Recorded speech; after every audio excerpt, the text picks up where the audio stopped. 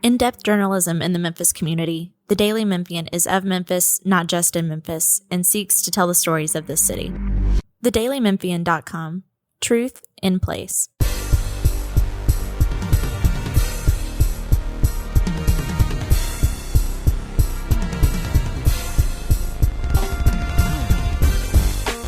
Hey y'all, and welcome to the Daily Memphian's Tigers podcast. I'm Parth, Upadhyaya, the DM's Tigers basketball beat writer, and I'm joined, as always, by John Martin, our college sports columnist here at the Daily Memphian. John, how you doing? Doing great, man. It's almost March, which makes me excited. Yeah. That's when it will all start to feel real again. No doubt, because it's felt kind of dry, right? Dull for the better part of the past, 6 to 8 weeks. Yeah. Which is what we expect. Maybe not 8 weeks, whatever. It's the dog days, 6 weeks. man. You know, you're in the dog days of the season. You're in the grind, and you're getting out of it. So it starts to feel rejuvenating. Yeah. You know, it's a weird cadence because usually the way it works in college basketball is you kind of ramp up. You know, you ramp up to the exactly, and in Memphis's case, it's just like boom, you're in the deep end, and then you're swimming to the shallow end. Yeah, it's the exact inverse. The most consequential games of your season are going to be played if you're Memphis in November, in that Thanksgiving week, in Maui in December, and then you get to January, and it's like you said, the dog days for the better part of But damn near 2 months, right? That's 2+ months. That's not new. We've been doing that for a long, long time, and we're just ready to get to the finish line here. No doubt. But like you said, as March approaches, we got plenty to talk about. But first, just want to let y'all know to please subscribe, rate, review us, do all of that at Apple Podcasts, Spotify, wherever you get your podcasts from. You can also check out all of our content and this podcast itself on our website, dailymemphian.com. All right, now let's get into it. Tigers with the win against Florida Atlantic. They sweep the Owls. Obviously, they beat FAU on Sunday, 84-65. That game looked a little rough at first, but, sure enough, Memphis turned it on and led by as many as 27, I believe, late in that game before they pulled away for a 19-point win. That not only gets you the sweep of the Owls, but it also ensures you're at least a top 4 seed in the AAC tournament, which we thought they would be. We still think that they're the likely favorite, obviously, to win the regular season crown for the first time in that league in Penny Hardaway's tenure. But it is nice to know for sure, hey, no matter what happens, these last 4 regular season games, Memphis will not have to play 4 games in 4 days. It will not have to play 5 games in 5 days in Fort Worth. It will have to play Friday, Saturday, Sunday, 3 games in 3 days in order to win the conference tournament championship. What were your thoughts on what you saw Sunday? Well, yeah, I think on Sunday it goes to show you just how good this team can be when they're motivated. And Dane talked about that. You had the piece up about how Penny kind of, reminded them, hey, like, let's watch some old film. Yeah. Let's go back and remember what it was like. Have you heard of teams doing that? I thought that was really unique when Dane told us that. But Memphis is in a unique situation. Yeah, no doubt. So it goes to show you how good they really are, when they are locked in and motivated and feel like they're playing for something. I would opt out of the conference tournament if I was them. I would refuse to play in it because I'm being serious. I would not play in it. What are you talking about? Why would they need to play in it? I mean, it's what you do in college basketball. No matter what conference you're in, you go to your conference. Yeah, but be the first to not do that. Say, listen, we don't feel like we need to. We'll forfeit. We don't want to play. Will they still get an? I mean, I don't know how that works. It's never been done. It's unprecedented. It's unprecedented, right? Large. They're not large. I'm not sure what the NCAA would say to that. Or I'm not sure what the league would say to that. Yeah, I mean, I think that we got to play more AAC games after the 18 that we're committed to. We got to play more. I mean, it's the same problem. It's the league they're in. It's part of it's an obligation of the league that you're in. It doesn't matter if they're in the AAC or the ACC. I just think that's really a bummer because it's even more exposure. Have you shared this take publicly? No. Okay. It's the first time I've said it. It's the first time. I would tell the league I'm not playing in your tournament. That's what I would do. You would call Tim Pernetti. You'd have Ed Scott call Tim Pernetti. Say, hey, man, we're not showing up. We're not coming. Because I'm going to tell you why. Even if Memphis won this stupid thing, it will not help them. Memphis has beaten Houston in this thing, in the title game. Yeah. They did it last year or 2 years ago. It's so close to Selection Sunday that bracket is done, bro. That bracket is done. It is over. So why am I playing in it? And guess what? If I lose on Thursday or actually on Friday, you guys are going to dig me. Or Saturday. You guys are even going to dig me on Saturday. Shoot, let's be real. Even Sunday, depending on who sits there in the final game, right? They won't. But you don't think they will? I guess it's too late. Pay attention. It's too late. It works both ways, right? right? It does. But that's my thing. It's like, I only lose. I already have to play 18 of these. Now I got to play 21 of these. I think it's a real shame. I think it's a real shame, and I would be a visionary, and I would say we respectfully decline the opportunity. People decline the NIT. It's different. Is it? I mean, that's where most of these teams are going to be. So Jeez, you're on a heater. I'm just saying. Good I mean, God. I would really think long and hard about it, because this league is not incentivizing me to play more games in it. It's just more landmines for me to have to navigate on a neutral site, no less. Well, you can get a quad 2 against North Texas, right? That's the big shiny object in Fort Worth, right? You got North Texas on that Sunday. Woo. Right? Yeah, quad 2, you had a quad 2 to the resume. That don't matter. It It's not going to matter on Sunday. Doesn't matter. Unless you see those guys It doesn't somehow matter. Saturday. I don't know how that would Yeah, happen. I mean, exactly. Yeah. I don't even know if that's possible. If that's possible. Because they'll be the 2, most likely. It seems that way right now, yeah. So you wouldn't see them until the I don't championship. think they're locked at the 2, nor is Memphis locked at the 1. So Right, Memphis if is things not stand locked. pat, those 2 teams would be the likely 2 to still be standing on Sunday. Basically the regular season champion. They have basically a 2-game lead over North Texas. Correct. And a 3-game lead over UAB, right? I believe so. Yes, that sounds right. So if UAB then wins on Sunday, that would make it a little more interesting. But I think Memphis is just I think they're a minus 1,500 type favorite. I mean, I'll check, but Yeah, I don't know the odds, but I know the math is absolutely in exactly Memphis' Memphis' favor. Exactly. and mostly because they don't play North Texas again. I mean, I've said that before. Like, if I'm a North Texas fan, I'm pissed because you only give me one shot at Memphis. Yeah, a team who could, some people would argue like, hey, if they had 1 or 2 more cracks at a big win, they could put together an at-large resume. Yeah, and they don't get that opportunity, right? Absolutely. I mean, that was a real. That's just that was more a battle. That game. That's more incompetence by this league, though. Like, I mean, come on, who saw that coming? Like, you don't think North Texas could have been their whole roster over? Yeah, but you gotta think North Texas is banking good on Ross enough. Hodge. Is it? Well, I'm just saying, like, it's a proud program, right? You could say they're going to be 3rd or 4th in the league. Okay, it's one of your better teams. Yeah, they've actually made a tournament in the last decade. A tournament, yes. Not NCAA. Or, yeah, they beat Purdue. Yeah. I think you're talking about recent years. No, in the last decade. Yeah. So I would absolutely have gotten them 2 games. I mean, why is Memphis playing 2 games against Rice? It's a little gross. It's very gross. And it doesn't help anybody. It doesn't help Memphis. It doesn't help North Texas. That does nobody any favors. It's a stupid league. It always will be. And that's why I'm inclined to never do it any favors. And I'm serious. I would boycott. I would go be on the picket lines and not play this stupid tournament. But I'll pass that along to Ed Scott and see what he thinks of it. I mean, Ed Scott, look, he's in a tough spot, man. I know he doesn't want to. Nobody wants to be here.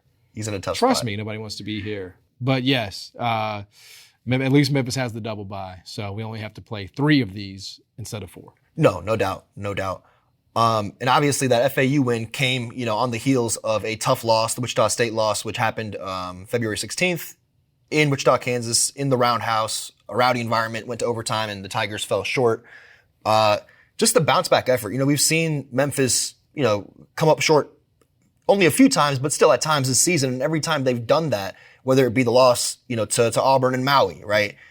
Or Arkansas State, especially Arkansas State, where you come back and you beat Clemson, Virginia on the road.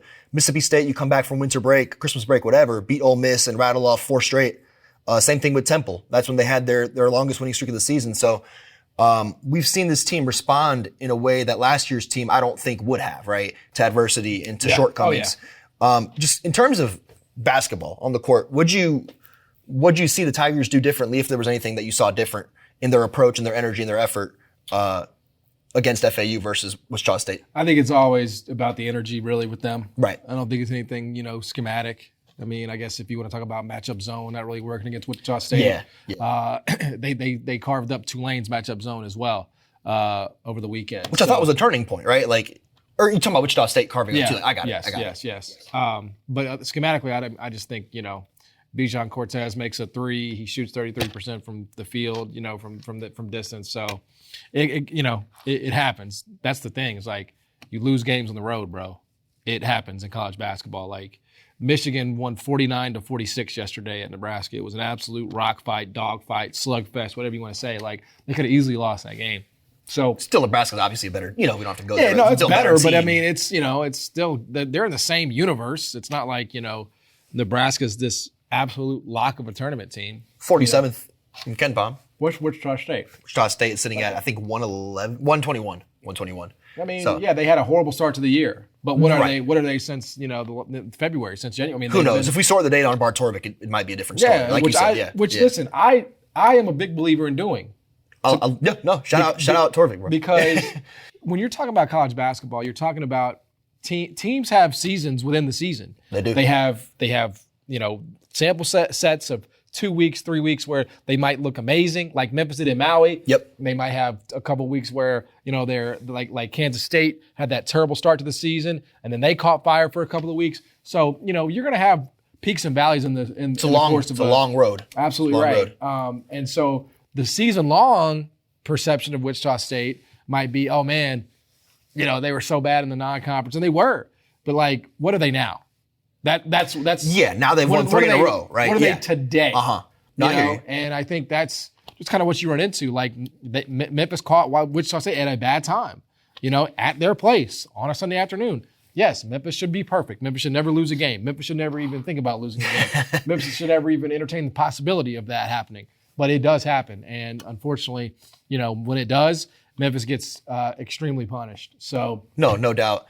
But I don't think there's anything schematically different. It was just like you're back home. The energy is good. You feel like you match up really well with this FAU team. For sure. For sure. And you were in the right headspace. I think it's always because what this team is. I mean, you get Dane in that starting lineup. You're going to run through him. Moose is giving you good minutes. You're going to have a ton of PJ Haggerty usage. Like, they're not going to start playing differently. That's not what this is. It's just about nor do they need to. No, I mean, they're successful. They're a very good basketball team. Now, are they Elite Eight? Are they Sweet 16? We shall see. TBD. Yeah, but we'll see. I mean, obviously, this team has shown that it's one of the top 30 in the country. It's top 18. It's number 18 in the country. Now, I know that the metrics will disagree with that. Correct. Yeah. And I think there's value in that. So that's why I'll say top 30. Right, I'm going to say exactly. Top 30. I think you split the difference, meet somewhere in the middle. Yeah, but I think Memphis has proven that that's definitely who they are, and they don't need to throw the baby out with the bathwater, so to speak. No, I'm with that. I will say, just the start of that game against FAU, you're at home, you had a week off to think about it. Dane's talking about rewatching Maui, right? Rewatching the wins against UConn, Michigan State. The effort at first didn't really match that, right? Then you saw Penny do something he doesn't always do. He said, screw this. I'm not going to have patience for this today. It's, and he pulled all 5 starters out, or I guess 4 out of 5. He left Dane out there. And who does he put in? He puts in Demarion Dink Yates, who started the season as a walk-on and just got a scholarship, fairly recently. Puts in, I believe it was Dante Harris, who joined the team in December. Puts in Baraka Okoji, who's played spot minutes at best over the course of conference play. And I think their 4th guy might have been, it was PJ Carter. So you're putting in 4 reserves with Dane Danger. Yeah. And, the scoring differential didn't really show it per se, but the energy certainly did. Those guys were, out there diving for loose balls, hustling, and just kind of going at it 100 miles per hour. And that kind of sparked things. And, Penny talked about it. He talked about these guys being his star players this year, being more mentally resilient and accepting challenges. Like even when they're pulled, they're not sulking on the bench. Instead, they're talking about how can they be better, right? Yeah. How can they come out at the next turn, at the next opportunity, and rectify their mistakes. And I think that's what we saw them do, those stars, PJ Haggerty, Kobe Rogers, and others, when they came back in the game. Welcome to college basketball. I mean, that's what it has to be. You could try to push all the buttons in. And listen, I mean, pushing buttons is part of it. It is. But let's not be doing that, you know what I mean, in a tournament game. Right, I'd be the only. Well, thing I think in the AAC tournament, you might be able to get away with it. You could on get Friday away or with Saturday if you decide to play it. I would not play it, but if they do elect to move forward with it, I would definitely. I would be very careful about going too much to that. You talk about that lineup, right? Yes. Yeah. I mean, when Dink Yates is your second best player, I mean, not second best. I had a late night Saturday, right? And I turn on the game and I see 0 out there. I'm like, yo, I'm washing my eyes. I'm like, who in the world is that? Who has Penny found and put on the court? And obviously it was Dink Yates, but he played his butt off. It worked well. He did. He played hard. But see, he did this last year with Joe Cooper. And it worked then too, arguably. I guess, man. I guess. Did it work? I mean, nothing really worked. No, nothing worked. It wasn't like an unmitigated disaster. If that's what you're trying to, if that's the bar for working. It's just a message, man. It sends like, hey, look, this guy who is a Well, was a walk-on at one point, and now is busting his ass, right? Magically like, got why aren't you guys awarded a busting your ass? scholarship? Right. Like, we missed that one. Yeah, he kind of revealed that out of nowhere at the radio show last night. Like, oh, he's been on a scholarship for a minute. Yep. Which I'd heard a little bit of that behind the scenes, but I'd never gotten it solidified or confirmed. So there's that announcement from Penny Hardaway. Yep. Penny scooped you. Penny scooped me. It's a tough job, man. It's a tough beat, man. Yeah, because even the coaches out here trying to break news, No, it's tough, man. It's not easy. It is not easy. Players breaking their own news mistakenly. Yeah, I mean, I think we got to get to that at least a little bit. Yeah.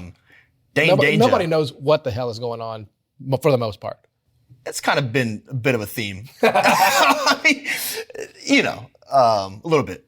We're all kind of figuring it out as we go. I think that's a good lesson, right? Like, and it's true. Like, we're all kind of just going 65 miles an hour. Like, we all got our own things that we're dealing with. We're trying such is life. Do we have eligibility? I mean, that's what we're dealing with. We're all kind of going 75 miles an hour. And we may not know exactly where things, I mean, let's be honest. It is the NCAA. It's pretty up to interpretation. No, it is. And for those who are listening who didn't catch it on Monday night at the Penny Hardaway radio show or didn't see my article on it or whatever the case may be, Dane Danger was the featured guest on the weekly Penny Hardaway radio show on Monday at Brookhaven Pub and Grill.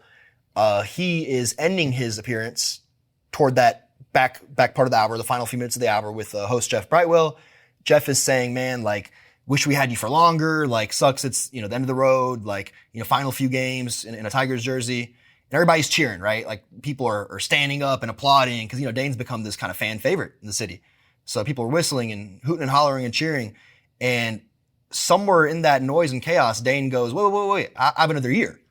I mean, even I didn't catch it at first. And I think other reporters who were there didn't catch it either in the moment because it was so loud, being there live. But, sure enough, I went back and listened, and he indeed did say that word for word, saying it twice, that he had another year to play. You look at NCAA rules and you look at kind of his journey at Baylor, where he redshirted that first year and then transferred the second year after playing, I think, 3 games. He is out of eligibility per the NCAA. I can say that with certainty. He was not going to be eligible for reasons that had nothing to do with his foot or injury of any sort that first year, which is why he redshirted. That was that year, the 2020-2021 year, where players who were eligible, were active, were rewarded an extra year because of COVID-19, right? That season was impacted by COVID. Yep. Well, because Dane would not have been eligible regardless of COVID, no COVID, pandemic, no pandemic, the NCAA is not granting him that extra year, if that makes sense. That next year, okay, people say he only played 3 games, but he chose to transfer. Right. Just like Caleb Mills. He tried to apply for a waiver last offseason, but he chose to leave Florida State midseason, due to his own reasons or what have you. And that's, And then that's fine, but the NCAA is not going to see that as, hey, we should do this guy a favor. Right. Now, obviously, things are wonky. There seems to be no rules anyway in college sports nowadays, so he could apply for that waiver. I'm not sure what he's going to do there, but if he does want to extend his college career, let alone his Tigers career, he'll have to go through a formal waiver process, which I guess we'll find out whether he's going to do or not towards the end of the season. Yeah, I mean, I'm sure it's probably worth your time because of the NIL considerations. No doubt. I would not. And how nice would it be for Penny to have That'd be great. Have a core? If you can get PJ Haggerty and Dane back, like let's build around these two. But the track record with these kinds of things is not good. So I would not be. My intention would be to, when my lease expires on the apartment, I would be expecting to not have it renewed, or not renew it myself. My plan would be to move on. I think that's good advice. Yeah, no doubt. Because you're not getting another year. That's just not the way it works. No, it'll be tough. It'll be an uphill battle for sure. Yeah. He's played. He's played. He's not, unless he's going to claim, Well, this is his 3rd season, full season playing. Right. That's what he's. I mean, it's not a claim. It's reality. You look at the game. That's what but you get the years though. It's the years to play. It's the clock. Is that what they call it? The clock, right? The eligibility clock. He's been through his entire clock. Is what the NCAA is going to say if he. That's right. Approaches them. The clock strikes midnight. Yes, so that is what happens. But I mean, I hope there's a way. I hope there is a way for him to. Man, he's been good. He's turned it on. You bring him, you bring PJ back. I mean, you got a great start there. I'd even bring back whoever you can. I think continuity matters to a certain point. Yeah, I mean, I don't know how many guys. Baraka and Jared, if they want to. I mean, come. I suppose I won't be fill in roles or whatever. Yeah. Whatever the case may be. Why not? Why not? Unless you can find better. which you can find better probably. But no, we shall see. No, it's a tough balance. 4 games left, man. Yep. Rice on Wednesday, UAB. That'll be fun this Sunday, especially with the Dane Danger and Yaxel Lendeborg. Yeah. Social media beef that we saw earlier this season. Then you've got UTSA on the road 2 days later, quick turnaround to San Antonio. And it all ends, or I guess the regular season ends with South Florida, March 7th, Friday, before Fort Worth and before the Tigers find out their NCAA tournament fate. Opportunities obviously have been scarce all along, especially so now. You've got 4 games left against teams who are, aside from UAB, not even close to the top 100 in any metric. Net, Ken Pom, Bar Torvik, My Eyes, Your Eyes, whatever. What do you think Memphis can do, if anything, to either A, boost or solidify their chances of earning a 6 or a 5 seed? Is 5 seed still possible even? What do you think? No. That's gone? They can't do anything. That's it. They can blast these teams.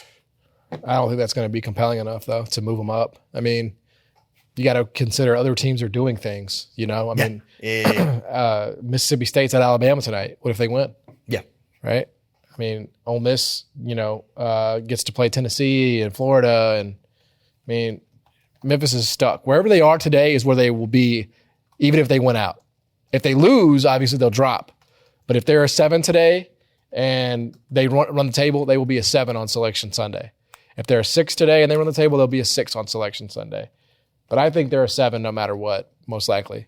Again, unless they lose. If they lose, even a UAB, they'll be an 8 or 9. And so, I think, 6 would be – I still think 6 is out of the question. I think, I'm sorry, you said 6 is out of the question? I think it's out of the question. You're not going to get a 6 seed if they win out? I don't think so. Because there's just too much – Jared Palm. I know he did, but he had him as a 4. Four He's was all over kind the of damn place. I just think is Memphis's resume 2 seed lines better than Creighton, for example? I mean, Creighton's in the 8-9 game, and I think the answer to that is no. I don't think it is. I think it's maybe 1 seed line better, but I just think Memphis's lack of quad 1s since the turn of the new year is just not. I mean, again, we've made this point before, but 5. Or I guess it would be 6 quad 1 wins as of December 29th is elite. 6 quad 1 wins as of March 1st shrivels up. Just does. No. So, and then you've added a quad 3 since then. Wichita State, thankfully, right now is a quad 2. No assurance that they stay there. They could drop. They start losing. So I just think my guess is Bracket Matrix would have them as a 7 consensus, and I think that's ultimately where they'll be. They'll be a 7 or an 8 is my guess. Yeah, I think Bracket Matrix, as of this morning, they had them as a 7.1, which obviously is a 7. They just can't get that quality win, so that's the problem. I think 5's done. People are talking about 5, that's kind of like you're living in delusion. I think 6 is still possible. If you win every game. You got to win the next 7. I mean, and even then, you got to win the next 7. You got to win them in style too, right? You can't just win them. You can't win them. Can't eke them out. Can't overtime them. Can't 1-point them. You got to blast these teams. They ain't finna do that though. They're not going to do that. They're not going to win in style. They're not going to win by 15 at UAB. They're probably going to lose. I mean, are you serious? Of course. This is like the most meaningful game UAB has played in probably 10 years. Memphis was 10th in the country when it went to UAB last year, I think. That was starting to collapse. So maybe not 10 years, right? That's true. But in terms of where they're at in their season and, and what happened last year, I mean, they got whipped down there, And so I think different makeup, different mental makeup. Totally. I mean, no, and that's true. But I mean, if you're expecting to go down to UAB and win, I think you're a little misguided. I mean, you're happy. Really? Yeah, I think you're happy. You wouldn't put money on Memphis beating UAB at UAB if you were wagering. I wouldn't be laying any points, certainly. Wow. I wouldn't be laying 4 or 5. I mean, I think Ken Palm's got it 5. I think they blew the doors off that team by 23. They did. Which is, I guess, all the more reason. Right. It's college basketball, man. No, it is. Weird splits happen. Road home splits are dramatic. Now, maybe, and this would be the other argument, maybe this is a game that Memphis will approach like Maui. And it's like a big one for them. And they're like, yo, we're going to come in here and we're going to be completely locked in and we're going to treat this like it's Michigan State. And they could win. They could do that. That is the one thought I have. I just think that's what I'm thinking is going to happen. Yeah. But I was also someone who said publicly that I thought Memphis was going to run the table after that Temple loss, and that obviously did not happen, right? They've lost one since then. I mean, it's not like it was. I mean, they won 8 in a row. No, I'm just saying, it's not like it was a terrible take. No, it wasn't. You're going to lose a game, but I had them. We talked about this last week. I had them losing 2 more. This was before the Wichita State game. I had them losing 2 more. They lost to Wichita State. I think they lose on Sunday, and that'll be it. I'm telling you, it's going to be tough. If they lose on Sunday, you're going to be looking at projections where they're at an 8 seed, right? For sure. I mean, and then it's like, then that's what they'll be. Like all that work that was done from November 7th, I think, when the season began, all the way through December, like for what? It's why. And Penny said that to us publicly. He said it last Friday when we spoke to media. He was like, players are asking, hey, did we do this thing backwards, man? Like, should we have just coasted? Should we have scheduled easier? And should we have put all of our eggs and emotional energy into the conference conference slate? No. That's what he said players were saying behind the scenes. Because if you had not played the schedule that you played and you had scheduled a bunch of slappies in your non-conference, right? You're not even in the tournament maybe right now. I mean, you have to have different AAC, but that year with Kendrick and DeAndre, like Memphis didn't schedule this kind of gauntlet. Like, yeah, they played Bama and Auburn, sure. But they beat Auburn. They beat that Auburn. year. I mean, they beat Auburn. But I'm saying it was a much weaker non-conference, right? and they were still what, an 8 seed? They were an 8 seed. But that team was 20th at KenPom. The predictives were a lot better. Yeah. So again, for sure. I would not change anything about the way that Memphis did it in the offseason. I wouldn't either. I'm just kind of echoing something that. No, I mean, but that's why I've been beating the drum about this stuff, man. People think I'm just complaining to complain, and now you're going to see. Now you're gonna feel what I've been saying is coming for the entire season since we got to AAC play. I said you have no margin for error, and you're going to be absolutely disgusted by what happens to you if you manage to slip up 2 or 3 times, which is, by the way, still a 90% winning percentage in the AAC. I mean, you lose 3. I went to White Station High School in the University of Memphis. My math's not great, but it's up there. So that's what Penny and look, Penny needs to. I'm going to say he doesn't need to, but he was a proponent of staying in this league when the Pac-12 talks were happening. What is he supposed to say? He could have. Maybe said, you don't know if he was a proponent. He said inside. It. No, he said it publicly. Behind closed doors, you don't know what he was saying. So now right? Penny's filtering what he says publicly. He's been doing it all season. He wasn't doing it at that time, though. At that time, he had not made the switch He's turned yet. a corner. He's become a spokesman for the league, right? Penny for the AAC. Penny was to credit, he was used to it being a decent league. Yeah, when Houston was here. When UCF and Cincinnati was here. In his mind, that's what he's thinking. But now you have to update to what the reality is. You know what I'm saying? And this conference is a carcass of itself, a husk, an empty husk. No doubt. And every day that Memphis spends in it is one day closer to that program dying on the vine. I mean, how embarrassing was that crowd on Sunday? It was embarrassing. That was a day that you're inducting Chris Robertson, honoring a guy of the most important team that's ever played here. It filled in toward the middle of the first half, but it wasn't what you expected to be, especially with CDR, man. CDR's in the building. It's the 18th ranked team in America. Yeah. They're going to the tournament again. They've beaten the brands of the sport. They got an All-American at Michigan State. They have an All-American caliber point guard, and people just don't care. And that ain't because of the team. It's because they don't care about Memphis beating up on a jabroni from Florida Atlantic or a jabroni from Tulsa or a jabroni from Rice. They just don't. I mean, you got to go downtown. Like even Grizzlies games, right? Right. Even Grizzlies games. I'm going to go to the Knicks game on Friday because it's the Knicks.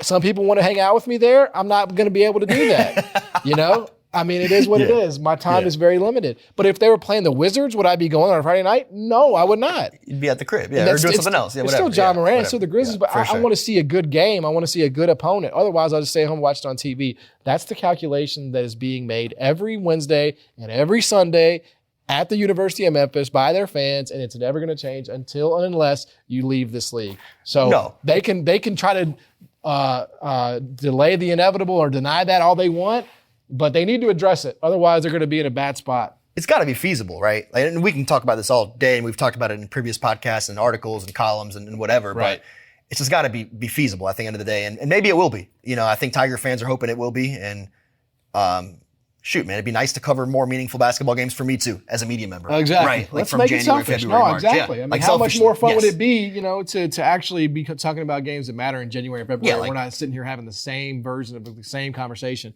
every single I'm writing time. the same things, man. Every single time. Every story's the same. I had an existential crisis. I was like, yo, what am I going to do 3 years from now when it's the same, am I just like resign to it? Am I just going to cover it like this is, Memphis, nice win over Wichita? Like, oh my goodness, man. No. Like, they got to do something. It's tough. And I'll close out with this. I think to kind of answer the question about like what's in Memphis' hands, what's not. Yeah, the league is not, but I think, could they have, this is me nitpicking, but could they have done more to boost their numbers or boost their metrics? Of course they could have, right? Yeah. They couldn't have fiddled around with, East Carolina and Wichita State the first time.